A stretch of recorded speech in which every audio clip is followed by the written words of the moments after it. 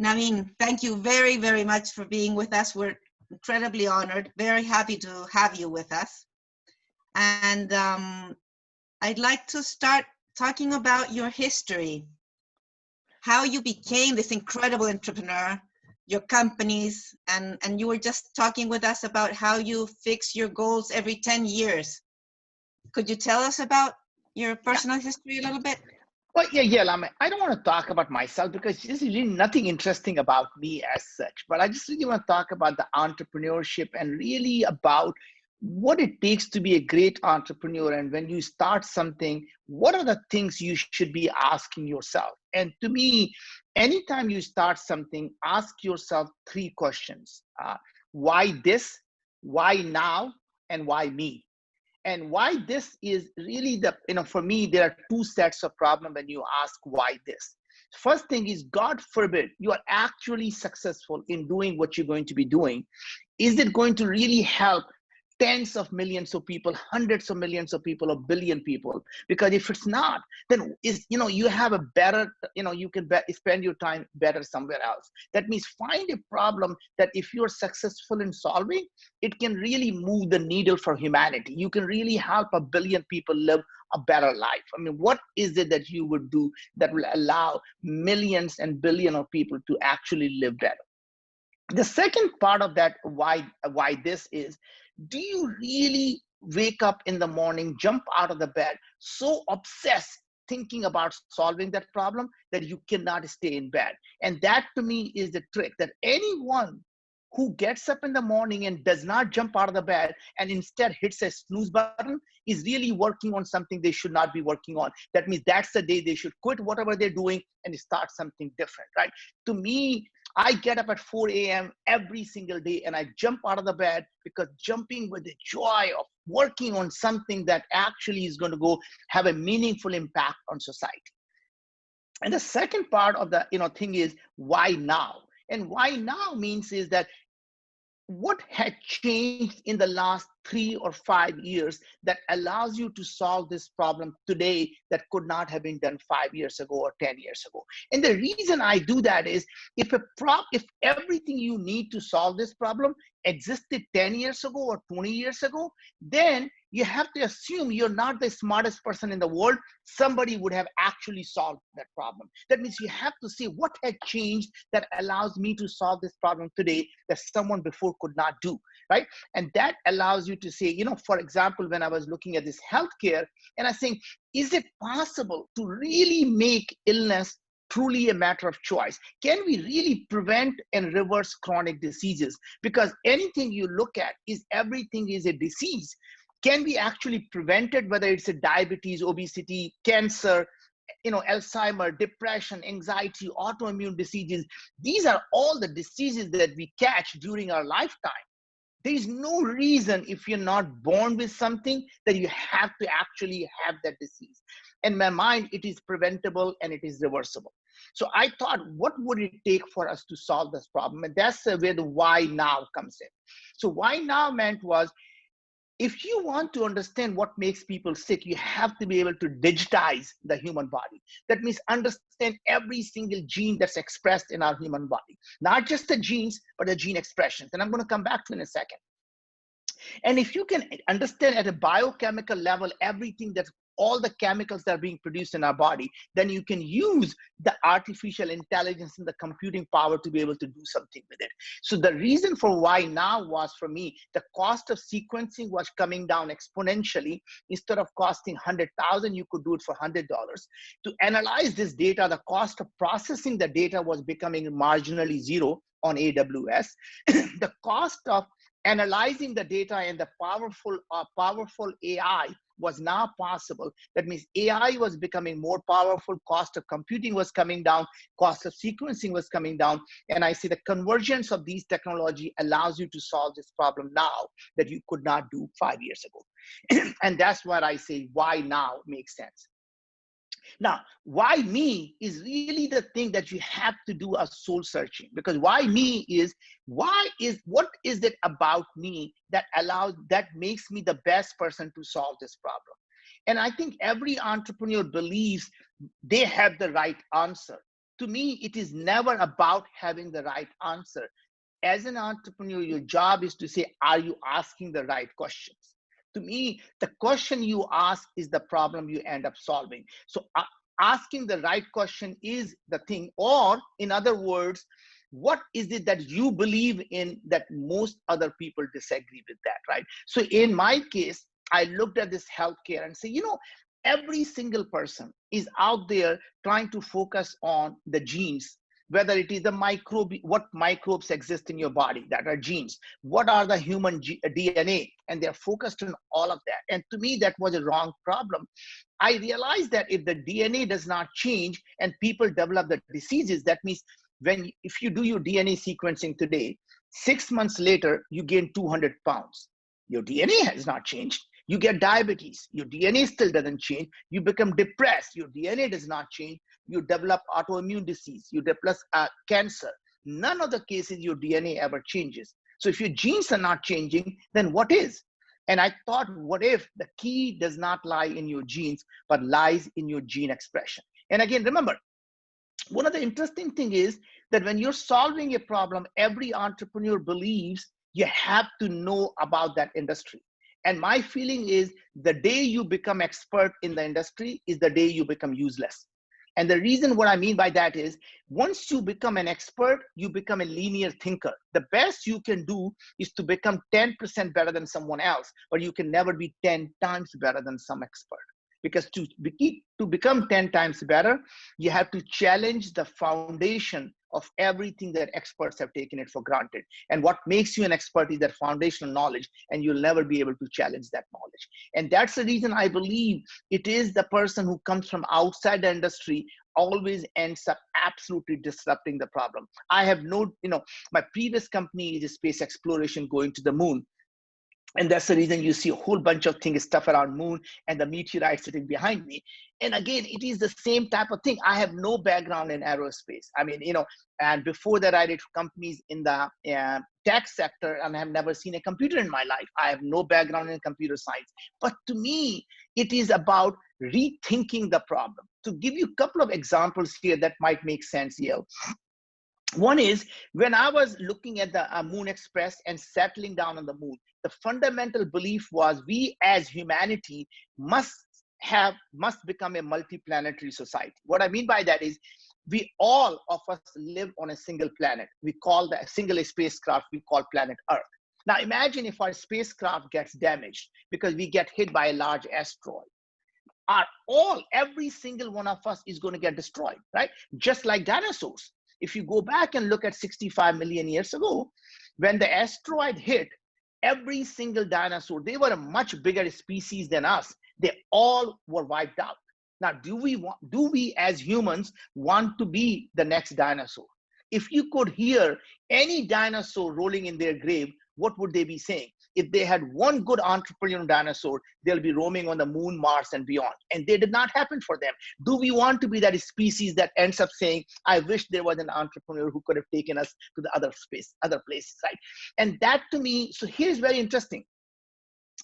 As an entrepreneur, when you say, I'm going to settle on the moon, every time the people end up asking the same question, which is, if you're going to live on the moon, how are you going to grow the food on the moon, right? And it seems like a genuinely good question, except that it turns out it is a wrong question to be asking. Instead of asking how to grow the food, because the solution to that is to grow the food. But what if you were to simply change that question and ask yourself, why do we eat food? Just think about it for a second.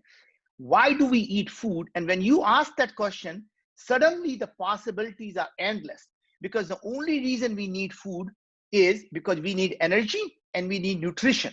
What if we can get energy from radiation? What if we can get energy through photosynthesis like plants do? What nutrition do we need? We need hydrogen, we need oxygen. If there is water on the moon, then you already have H2O, you have hydrogen, you have oxygen.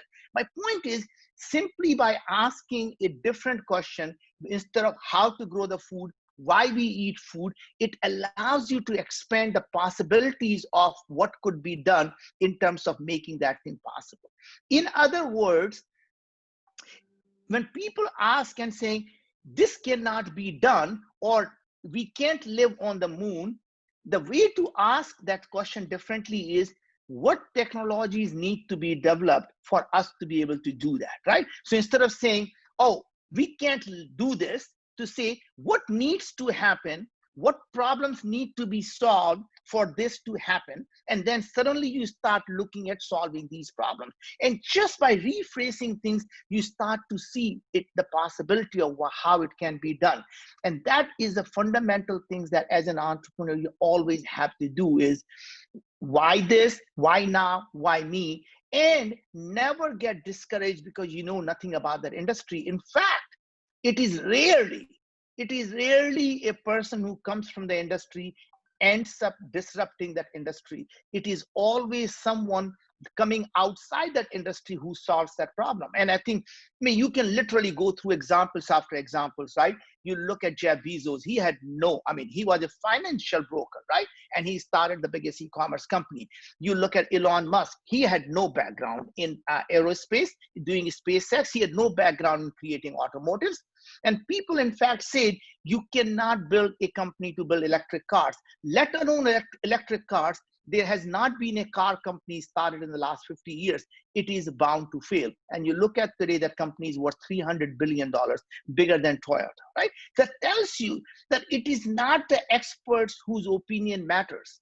Experts are really good at telling you why it can't be done, why it will never work. They have tried that before, it never works. And your job is to keep pushing the boundaries of saying, yes, it is different this time, and yes, we are solving a different problem in a different way than it was done before, right? So with that, maybe the long introduction, Yale, now I'm going to give it right back to you. Elena wants to know what's the magic behind the powerful questions. The magic behind the powerful question really is, look at the problem differently than anyone has. That means, so one thing that I end up doing before I start in any company, so once I decided that I'm going to be in healthcare and I'm going to solve a particular problem. So next thing I do is never read one book on that subject, because if you read one book on that subject, the author's view becomes your view, right? What I do is I end up reading several dozen books on that subject. And what happens is now you get diversity of opinion, and then you are able to connect all these dots and form your own opinion. And that is actually the opinion that matters. Other thing that I do is I set up my Twitter feed only to look at all the scientific journals that are specific in that industry, to see what is the most cutting edge stuff that is happening and how we can apply what is actually happening right now to solve the problem that is existed for a long, long time. So in this case, the way you ask questions, right, is to understand the two parts. One is, what is it that people currently believe that is actually starting to be proved to be wrong in the lab right now? Because when you start to look at the most of the research, in my case, what I saw was people were constantly looking at chronic diseases as if there is a drug that you need to develop for these chronic diseases. And drugs were simply there to manage the symptom, simply to suppress the symptom, not to cure the disease. Whereas when you start to look at all the research that was coming out, it was becoming very clear that gut microbiome and the microbiome was key to all these chronic diseases. You were starting to see the Parkinson's starts in the gut 15 years before it becomes a symptom. Alzheimer, depression, obesity, diabetes, autoimmune diseases, everything was starting to look like something was going on inside the gut microbiome. And when I saw that, I'm thinking, okay, so there is something that is happening in the gut microbiome. And then it occurred to me that tens of companies who are actually looking at the gut microbiome, and this problem is not getting solved. So it can't be that. There has to be some missing magic here, because if people believe this, everyone believes it, and the people who are doing it and the problem is not solved, I got to be the dumbest guy, or these people are asking the wrong question. And that's when I started to realize that what are the companies doing in this space was they were trying to find out what organisms exist in the gut. And they were trying to find out if somehow they could find out what organisms are in one person's gut who has diabetes, but not the other person who does not have diabetes, they'll be able to do something with it. And to me, being really naive about this subject, I thought the organisms are like human beings. You could have thousands of different people doing exactly the same thing. So you could look at two people who have diabetes and they can have completely different organisms, but producing exactly the same thing that causes people to have diabetes. So instead of looking at the organism, what if we could look at what they are producing? And here was the thing that actually also triggered me, was that what if the same organism can produce completely different thing in two people's gut? And I thought, wow, if these organisms are anything like human beings, depending on the environment they are in, they behave completely differently. So I am at work, I am an entrepreneur. I go home, I'm a dishwasher. What changed? Environment. I did not change. The environment made me completely different person. My functions changed just because of the environment. And that's literally what I thought these organisms do. Now, 4 years later, now we can prove the same organism can produce beneficial stuff in one person's gut and become completely pathogenic in someone else's gut, depending on who else is there. Just like, we go with friends, we behave one way. You go with professional people, we behave different way. And that's literally how these organisms do. Right. That is one part. The second part of really asking the right question is to ask yourself, are you solving the symptom of the problem, or you're solving the root cause of the problem? And that is really important to understand, because a lot of the times you go wrong there. So let me give you an example. So let's assume we all believe the lack of fresh water is one of the biggest problems facing the society, because a lot of the places we don't have fresh water, and that causes a lot of diseases. And you as an entrepreneur say, you know what, I'm going to focus on finding a way to create a lot of fresh water so this problem goes away. And now you're looking at nanotechnology to be able to desalinize the water, to be able to take the water and essentially filter that water using nanofilters and all kinds of stuff. Now, until someone says, why do you believe there is a shortage of fresh water? Where does all the fresh water go? And suddenly you realize the majority of the fresh water is used for agriculture. And you say, oh, the problem is not the fresh water. The problem is the agriculture uses so much water. Now, what if I can change the way agriculture is done to use hydroponic agriculture, aquaponic agriculture, aeroponic agriculture, or allow the agriculture, the seeds, to actually use lightly salted water so you can free up all that fresh water for people, right? And that seems like a great thing, and you think you have actually hit the solution, until you realize and saying, where does all this agriculture go? Do we really eat all that agriculture that we produce? And it turns out that majority of the agriculture is used to feed the cattle. Majority of agriculture is there to feed the cattle. And suddenly you realize, oh, the cattle is where the problem is. And if I can solve the problem of cattle, that means, can we produce the meat that people want, the muscle tissues that people want to eat? Simply take a stem cell from a cow and actually grow only the muscle tissues. Now I have solved the problem. And suddenly you realize that, the problem, the freshwater problem, really becomes a synthetic biology problem of cattle. And that's really, you understand when you're solving the symptom versus solving the root cause. And that is really the two parts how you ask the right question. Ask yourself, is this a symptom or is this a root cause? And secondly, why do you believe the problem is not getting solved? What questions they were asking that is different than you will be asking? And that's how you find a totally different way of solving that problem. Thank you. Naveen, changing just a little bit the subject, what are your thoughts on philanthropy? So, to me, every entrepreneur by definition is a philanthropist. And let me tell you why I believe that way. To become successful in any industry, you have to find a problem that helps millions of people do something better, something they have a pain and you're solving a pain point. To become a sustainable business, you have to solve a pain point. And anytime you're helping people with their pain to go away, you are philanthropist, right? So the bigger the problem, bigger the opportunity, and the bigger the problem, the more societal problem it is. And in turn, you become a philanthropist, right? But other thing that I also find is, if you want to do a small good in the world, you start a nonprofit. If you want to do a large good in the world, you start for profit. And the reason is profit is the engine that allows you to help more people. You may be the richest man in the world, but if you constantly are spending money to solve the problem, it's only a matter of time, then you run out of money. But what if you can create the engine that the more people you help, the more money you generate to help more people, and suddenly you can help billions of people, and now you created an engine that will keep going on. As the problem you have is, as a philanthropist, you see the world very differently, and you solve the problem very differently than you do as an entrepreneur. So here's how the philanthropist looks at it. Says, I want to go build a school in Africa because somehow I figured out that that's what they need. And as opposed to saying, if I was an entrepreneur, what would I do first? Understand the problem, find the best and the brightest who knows more about that problem than I do, and bring them along and create something that actually solves that problem. In philanthropy, we find the person who is available the most rather than the person who is best.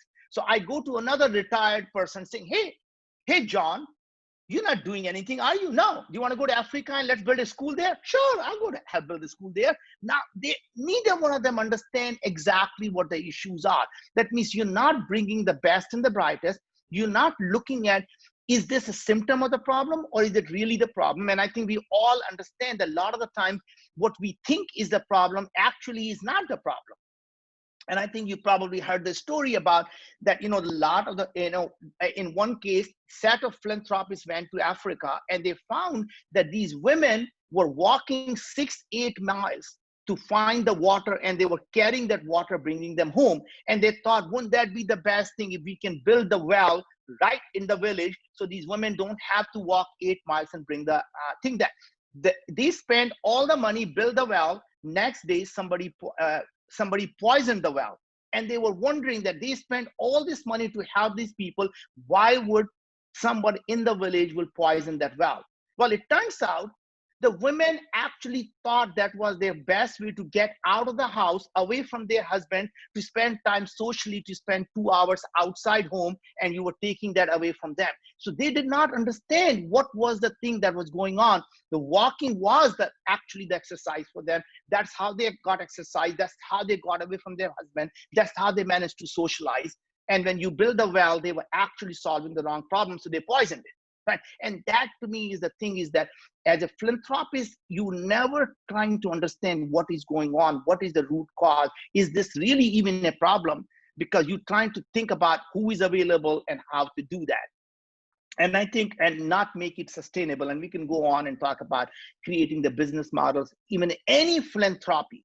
I don't care what it is, you can create a business model that can actually help you make it sustainable. So if I understand well, you believe that any philanthropic endeavor must be sustainable, must earn money in order to grow. Is that correct? That is correct. However, what is not correct is the people you are helping have to pay you for it. That is very different. So in a sense that, remember, the people you are helping can become the product that other people want to reach to, right? Very similar to the Facebook. If you look at the Facebook, the place we go to actually do the social media, meet people, right? That is not the product. The product is you. They're selling it to the advertiser. So they attract you by giving you what you need so they can sell you to the advertiser, right? Now, similarly, you can look at this stuff and saying, let's assume I'm building a homeless shelter, right? Or I'm providing a food to the poor person, whatever that happens to be. Now, let's assume you're building a homeless shelter. The women who go there, there is no reason you could not say, hey, here are the women who can also now be available to local businesses to be able to work in the local businesses, build the experience they need, and earn the living that goes back to the homeless shelter. And that allows the local businesses to be able to get people available because they're committed and they have place they can work. And it allows the women to get the experience, and it allows the shelter to actually get the money back so they can build more shelters for more women. If you're feeding the poor person, the poorest person that you're feeding still has to spend pennies somewhere, whether they buy the bar of soap or they buy the SIM card for their phone. Now, who are they most likely to buy it from? Someone who's feeding them or someone who's trying to sell them something, right? So my point is that relationship that you build these people become the most important product that a whole bunch of companies want to get to. And that's how you can create business models for. Okay. Naveen, I find your personal history very, very inspiring. Even though you say you don't want to talk about yourself, could you just tell us a little bit how you became an entrepreneur?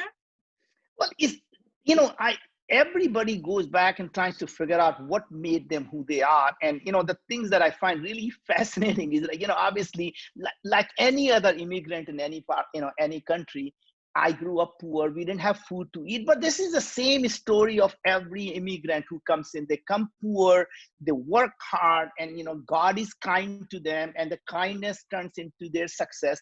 And sometimes you start to believe that somehow they made it happen. But the fact is, the society embraces them, gives them the opportunity. And when you become successful, your job is to go back, pay your debt back to the society by solving the problems that you alone can solve by actually dedicating the decades of your life to solving them. And that's how you pay your debt back to the society, not by giving the money, but by actually solving the problem. So I fundamentally believe people who call themselves philanthropists by writing a check are the wrong people. I in fact was saying the same thing, as Warren Buffett and Bill Gates have this pledge about giving half your money to the, to philanthropic causes. I think that's the wrong model. The reason people who are successful are because those people are really, really good at solving the problem, because they couldn't have become billionaires if they couldn't figure out a way to solve the problem. Instead of asking for half of their money, ask them for 25% of their time and watch them solve the problem.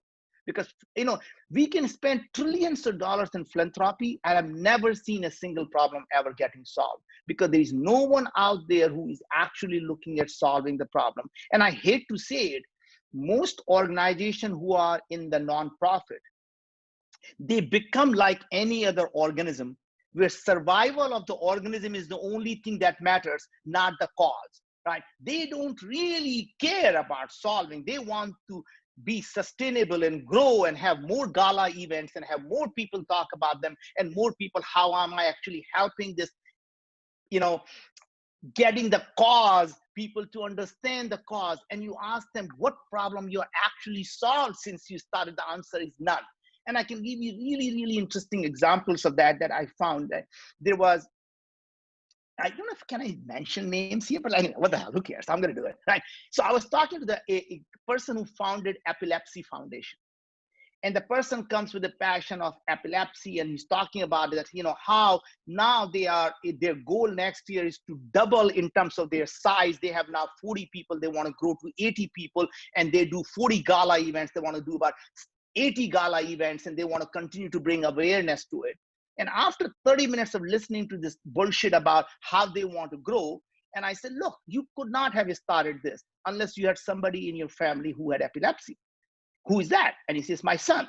Now I said, forget about you being a founder of epilepsy. As a father, what two problems would you like to see solved for your son?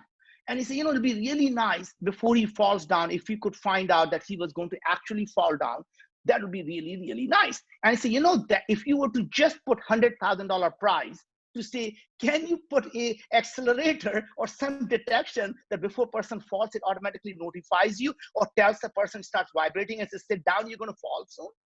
That is a problem easily solved, and it does not require 100 people and 80 gala events, right? My point is, he did not once think that, hey, here are the two problems I, as a father, want solved, to be able to detect when someone falls. And by the way, he has to go every week to do a blood test. I say, can you develop the blood test at home, kid? Just like we do at my home. I mean, it's not a rocket science. If those were the problems, you stay focused on what are those problems, and you don't need to worry about all of these gala events that you do. That was simply to make themselves look good. There is a queen bee in every town who wants to host this big gala event, and everybody says, Mrs. Susan, you're so nice. You guys so care a lot about the society. And they dress well, and they have a wonderful dinner, and they raise their paddle, and nothing ever happens. They spend all the money they raised in the event itself, and they go back home. Everybody looks good, and nothing ever happens, right? I mean, those are the, maybe I'm jaded about these things, but I have, to me, that just never ever seen any one of these diabetes organizations. When was the last time they actually did anything to cure diabetes? Or American Cancer Institute? When was the last time they did something to actually solve a cancer problem, right? So anyway, there you have it. Yeah. I'd like to take a little bit of advantage of you, Naveen. And Bernardita, if you could let everyone speak, I'm gonna, I wanna have some fun.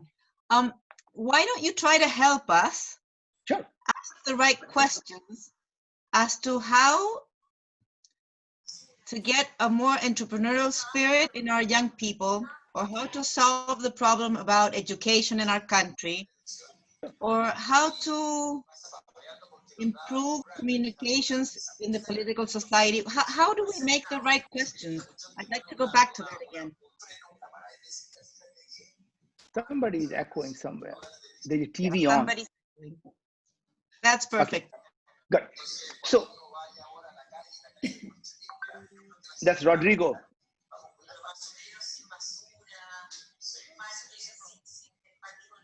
Hay alguien haciendo eco. Somebody should mute Rodrigo. Muteate, Rodrigo. Okay. Yeah. So I think, yeah, you asked quite a few questions. So, I mean, if we can take one at a time, we can talk about them. So let's talk about education, right? Yes. So if you look at education, you have to go back and ask, ask basic questions. Instead of saying, I want to fix education, what's the question you will ask? The question you need to be asking is, why do we educate our children? Right. Now, because until you answer that question, you essentially, what problem are you solving? You simply saying, I want to solve the education, but until you ask the question, why do we educate our children? What is that thing that we want? If you say we want to educate our children because we want them to have skills, then education system is doing a great job of teaching them skills. But the problem you have is, in the world of exponential technologies, the skills becomes obsolete by the time you graduate. So that is the problem. It lies is that it's not the skills. It is about learning to learn is really the problem. Learning to solve problem is why we educate children. And until we start to ask yourself why, and the answer is, we want our children to be lifelong learners.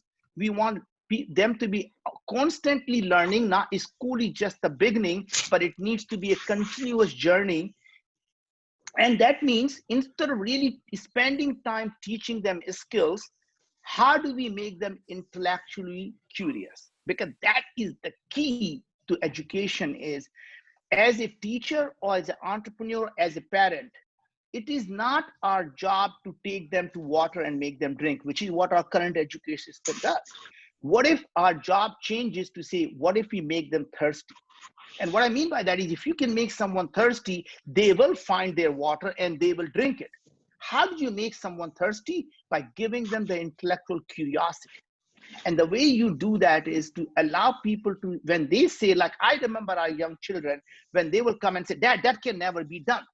I will always just stop them for a second. I say, imagine, what if actually that was possible? Now tell me what that means to you. If it was possible, and what if someone could do that, what would that world look like? And if you can describe to me that world that you want to create, you actually have a power to create that world.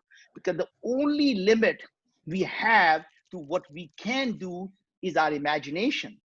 But instead of that, even the people who love us the most, what do they tell us? I remember my mom will tell me, son, you are so bright. You can do anything you want. Sky is the limit. And she put that limit right there for me. The sky is the limit. Without realizing, the sky does not exist.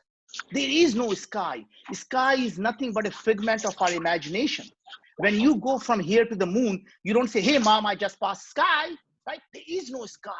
Now imagine how many imaginary limit we put on ourselves. How many skies do we create every single day? Oh, that is the limit. That's all we can do. That's my sky, right? But the point is that sky is your imagination that's telling you that it can't be done. Not there is any real reason it can't be done. Incredible. What about poverty? Yeah.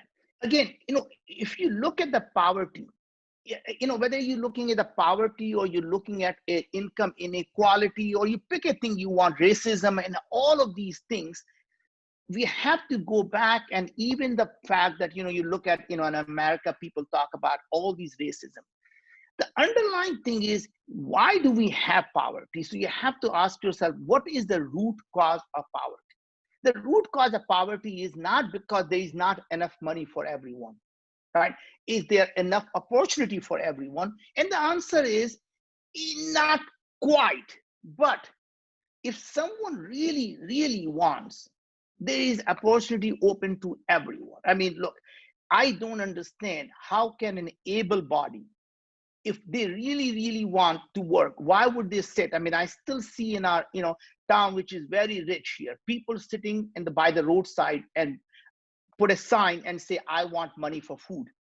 For heaven's sake, you can walk, you can mow the lawn, you can do anything, you can work. There are signs all over. I will point to them. You see job, looking for people. Apply to McDonald's, they will give you the money. But you want to sit here, listen to the music, and have people give you money because you don't want to work.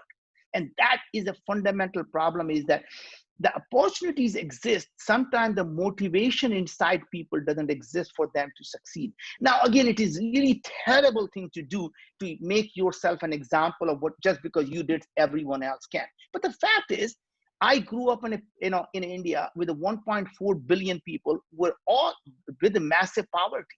But the fact was, from the early days, I realized the only way to get out of the cycle of poverty is through education. We didn't have money for education. Guess what? That means I decided that I'm not going to focus my life on social, going out with friends. Instead, I will be the best in my class, because that will allow me to get the scholarship, that will allow me to get the education. And there was never a time where I did not get straight A's or I was not on the top of the class. It's because I was absolutely determined that there was no way anybody's going to stop me from being the best, because no one can take away the education from you. They can take your money away from you, but they can never take your education away from you. So I really believe the best way to get out of the cycle of poverty is to be educated, to learn.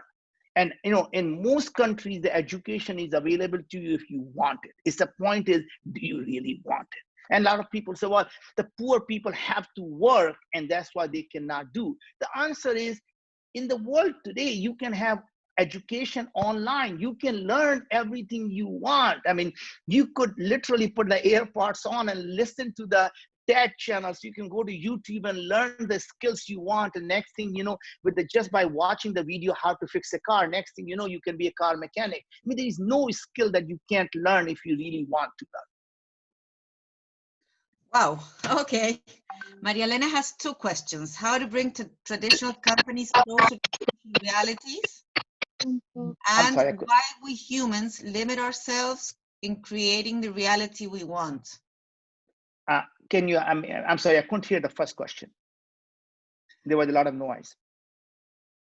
Okay, how to bring traditional companies closer to social realities. Okay. So the traditional company, I'm assuming you meant these large Fortune 100, Fortune 500 large corporations. To me, you have to look at them as dinosaurs, right? In the next 10 to 15 years, half of the Fortune 500 companies are going to go out of business, right? So there you have it. The king is going to die. The king is old and weak, and the king is going to die.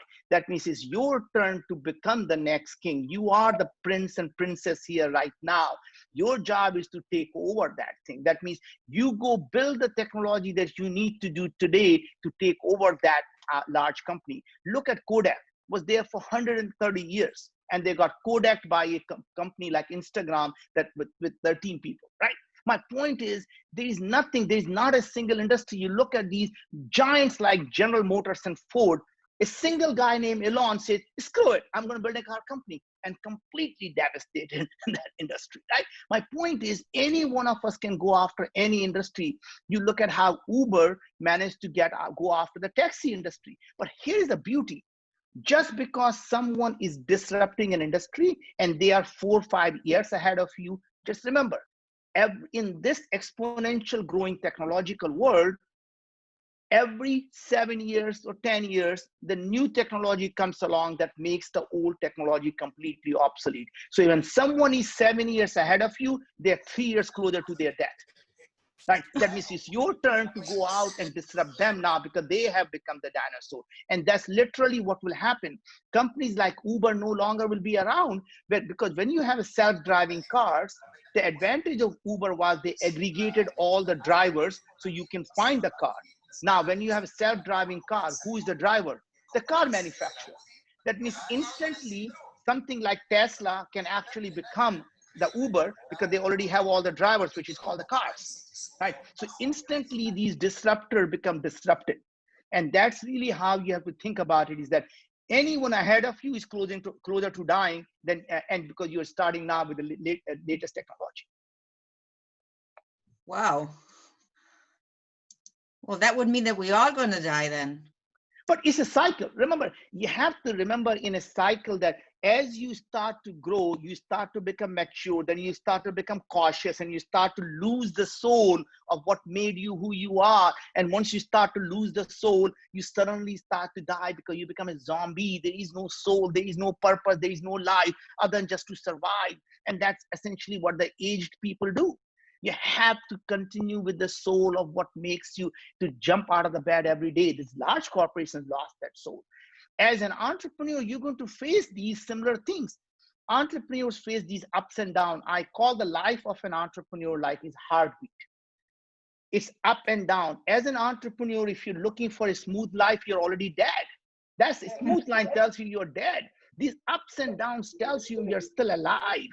When you are on the bottom of that beat, never give up, because you know the next beat is going to be up.